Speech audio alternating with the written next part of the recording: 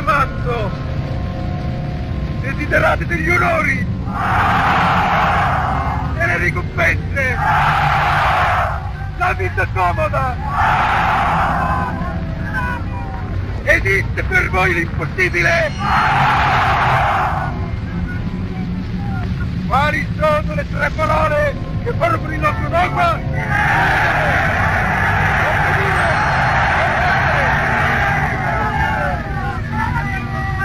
Ebbene, camerati, in queste tre parole tu è e sarà il segreto di ogni vittoria.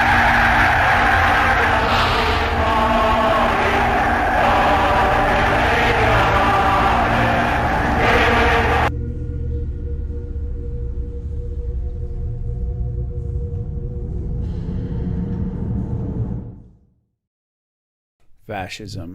There's perhaps no word in modern political discourse that has gotten more mileage as a rhetorical whip which the user can wield against its enemies, with the possible exception of racist in more recent decades. The word fascism has been a favorite among the left since the Second World War and has even been used by conservatives and supposed conservatives against progressives, criticizing them as the real fascists, much as the impotent Republicans call progressives the real racists. The classic case of this in modern times is perhaps Jonah Goldberg's enviously sellable liberal fascism. Despite the almost universal usage of the word, however, there seems to be very little understanding as to what fascism was and wasn't as a historical phenomenon, both among the general public and political operators. Hello, this is Mr.Patriarch, and today I'm unveiling the start of a whole new series where I'll be examining fascism as a historical topic.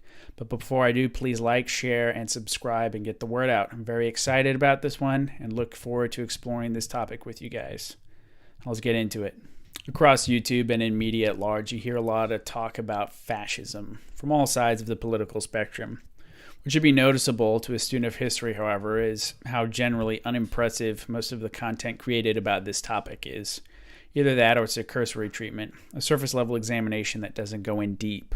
The understanding of fascism on the left has been particularly egregious, with hysterics and smear merchants calling the President of the United States a fascist, along with just about anyone with erstwhile centrist views as well, for that matter. One hears even libertarians routinely describe any sort of federal power or foreign, remotely authoritarian government as fascist, without offering any evidence as to why this is the case. Essentially, anything one doesn't like is prescribed as fascist, and it's gotten to the point where the word has lost almost all meaning in the public square. Utilizing primary and secondary sources, particularly Paul Gottfried's fantastic book, Fascism, The Career of a Concept, it's the goal of this series to look at multiple angles of the fascist phenomenon, to understand how fascism came into power, fascism in ideology versus practice, the various types of fascist governments, fascism in art, fascist internationalism versus nationalism, fascism's tensions with both the left, right, and religion, and perhaps most notoriously, fascism's relation to German National Socialism and its distinction from it. To begin, we'll look at the post-World War I era and see the rise of Benito Mussolini from socialist agitator to fascist El Duce, and the fascists' competition for power against the radical left in Italy. I look forward to seeing you all there.